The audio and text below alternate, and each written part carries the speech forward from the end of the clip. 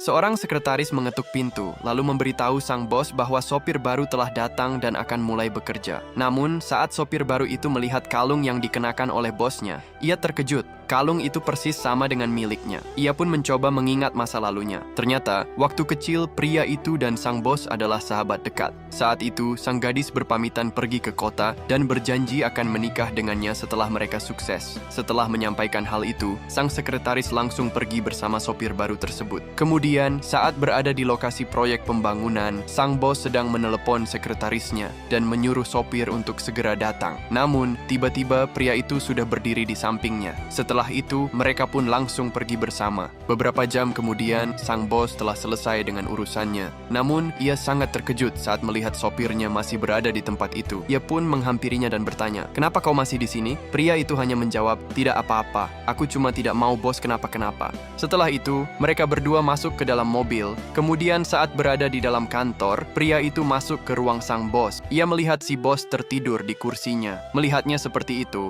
pria itu merasa kasihan, lalu perlahan menghampirinya. Ia melepas jasnya dan menyelimuti tubuh sang bos yang sedang tertidur. Namun tiba-tiba, sang bos terbangun dan menyadari apa yang terjadi. Pria itu pun langsung meminta maaf, menjelaskan bahwa ia hanya berniat menyelimuti tubuh bosnya yang terlihat kelelahan.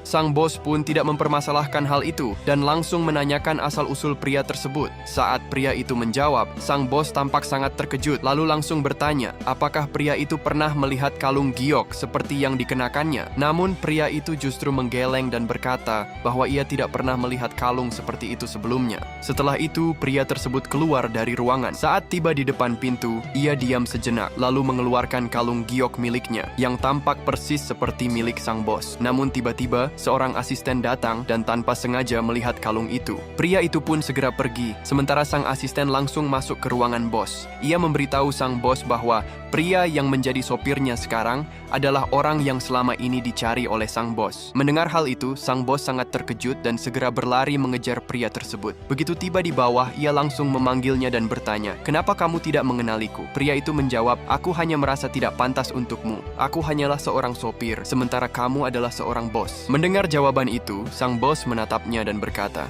"Aku tak pernah memandang harta ataupun jabatan. Aku sudah lama mencarimu, dan akhirnya kita bertemu kembali." Dengan penuh ketulusan, sang bos pun meminta kesempatan untuk bersama lagi. Pria itu yang melihat ketulusan hatinya, tak kuasa menolak dan langsung menerimanya. Akhirnya, setelah sekian lama terpisah, mereka pun kembali bersama. Cinta sejati tidak pernah memandang status atau jabatan. Ketulusan, kesetiaan, dan keberanian untuk tetap percaya pada janji di masa lalu adalah hal yang membuat dua hati bisa kembali bersatu.